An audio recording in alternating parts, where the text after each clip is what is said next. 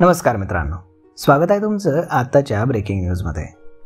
मित्रांनो, केंद्र सरकारनं एक मोठी घोषणा केली आहे। या घोषणेअंतर्गत आता सर्व केंद्रीय सरकारी कर्मचारी यांना भरपूर फायदा होणार आहे।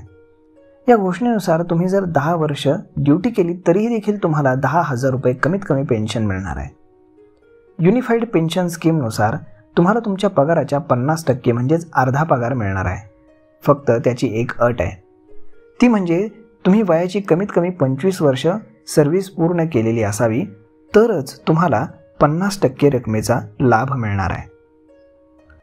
सरकारी कर्मचाऱ्यांना त्यांच्या इच्छेनुसार नवीन पेन्शन स्कीम आणि युनिफाईड पेन्शन स्कीम या दोन्हीपैकी एक स्कीमचा आता फायदा घेता येणार आहे।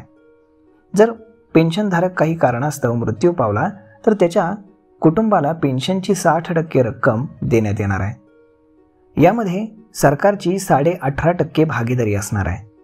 या नवीन युनिफाईड पेन्शन स्कीमचा 23 लाख केंद्रीय कर्मचाऱ्यांना आता फायदा होणार आहे। तर मग मित्रांनो, यावरती आपलं मत काय हे तुम्ही आम्हाला कमेंट करून सांगायला अजिबात विसरू नका।